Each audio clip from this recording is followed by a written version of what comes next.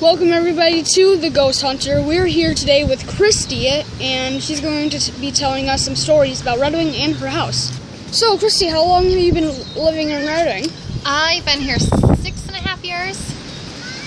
And have you been noticing anything strange this time? Yes, I have had a few things happen, kind of strange when we first moved here. Oh really? Like what? Well, here's the story. About 3 years ago, a little over 3 years ago, when we had our youngest child, Ella, I just could sense weird things in the house. I could feel like we weren't alone. And the night before Christmas, we were at a Christmas party, and Ella was just really not acting right. And so I was like, I think I'm going to take her home and put her to bed. And so my husband and the two boys stayed at the party, and me and my daughter came home so I could put her to sleep. And she went to bed right away, and I wasn't tired. So I went downstairs in the living room and was watching TV and just waiting for everyone else to come home. And all of a sudden I heard a loud scream. And it wasn't like a baby scream. Our youngest was 3 months old at this time. It wasn't a baby scream. It was a person's scream. And it freaked me out. And I ran outside. And then I got outside. I thought, oh shoot, the baby. And I ran upstairs, and she was sleeping. Sound asleep in her crib. And I don't know who screamed. What would you have done if anything happened to the baby? Happened like what? Like if the baby died or something. I'm not trying to scare you or anything, but... Well, I knew it wasn't anything wrong with the baby. I thought somebody was in our house. I thought there was another spirit or presence or a person in our house, and I knew the baby was safe. You were saying that you were sensing that you were not alone. What did you mean by that? I think that when we bring another life into this world, another presence follows them, and in essence, so it's like they're protecting them for their first few weeks of life. When I brought our son Noah home 5 years ago, I felt the same way. And when I brought Ella home, I really felt it. And she was kind of a sick baby. And so I think her presence stayed with her a little longer and helped watch over her. I wasn't scared of the presence. I just knew that there was somebody else in the house watching the kids. Well, do you have any more stories to tell us before we go in and investigate? I do have a couple more.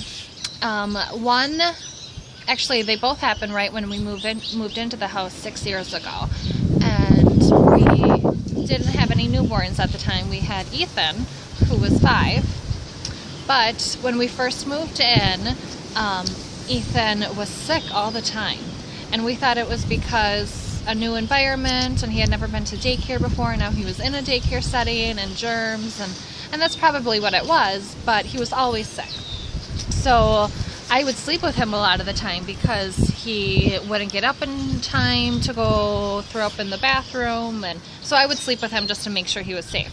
And one night I was sleeping with him in the guest bedroom, which was right across from Ethan's bedroom, and Ethan had a remote controlled truck, and I heard it driving around the room and running into the walls.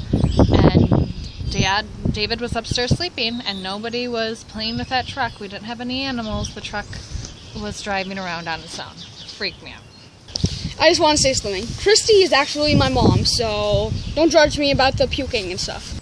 Do you have any more stories to tell? I do have one more, and it happened in a dream. And David and I had just gotten married. We moved here, and we had... David worked a lot earlier than I did, so he would get up early and leave for work in the morning, and he would come and give me a kiss goodbye, and I would sleep for another half hour or so and then get up and get ready for the day. And after he gave me a kiss goodbye and I dozed back off to sleep, I had a dream of this old woman, and she was dressed in really old-time attire, an old poofy dress, and she just looked like a grouch. She just looked mean. And she came after me with a kind of like a nail file, but it was really, really sharp. And she was swinging it at me and telling me I wasn't good enough for her son David, my husband. And when I woke up, I had blood running down my nose. I had a big scratch on my nose and blood running down my nose. And so I don't know if it was me flaring in my dream or if something really did happen. Okay, well, if that's all the stories you want to tell, then I think we should go in and investigate. That okay with you? Sounds good to me. Okay, so now that we're done with her interview, I would like to actually say some stuff myself. I've been living here for about 6.5 years. I used to live in Wisconsin. But I've been also noticing some weird stuff going around in this house. I remember one time, actually, I was going downstairs, and I was getting a soda.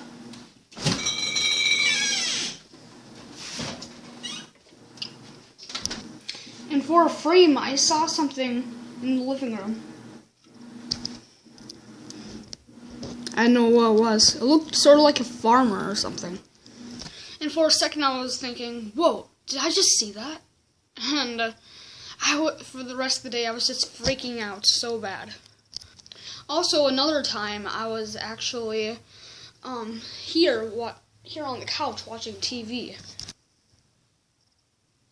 And actually, for a second, I felt like something was behind me. I looked behind the couch, and I actually saw a footprint. It looked like it could be a 6-year-old's footprint.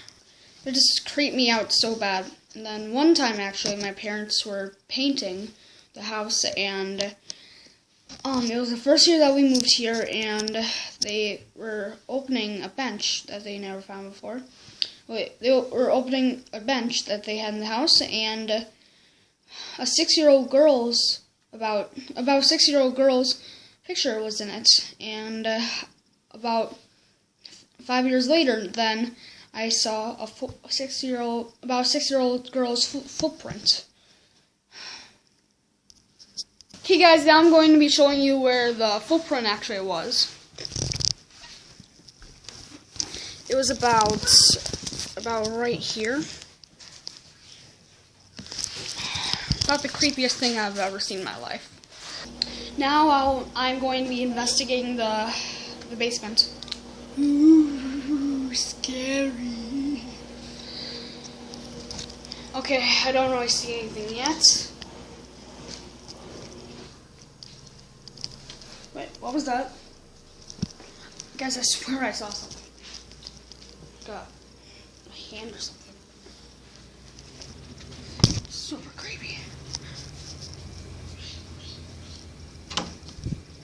Creepiest room in the house.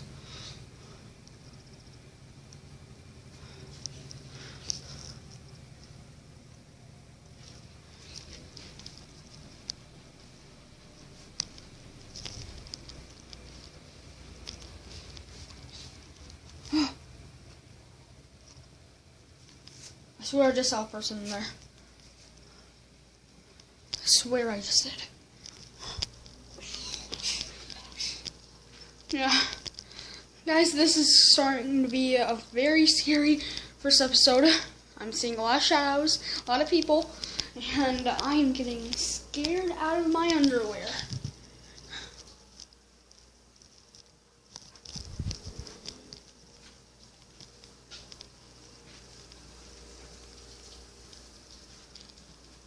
Someone just turned on the sink in our bathroom.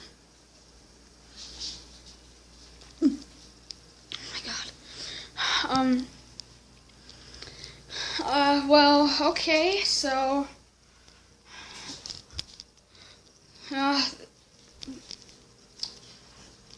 this is probably the scariest floor in the house because, well, my dog doesn't.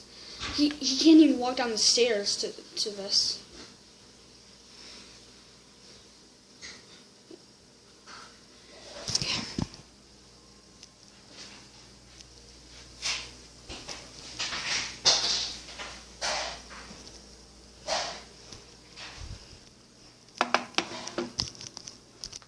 Okay, guys, well, we've been having a lot of creepy sightings in this house, and who knows what's going to happen next in Red Wing, Minnesota.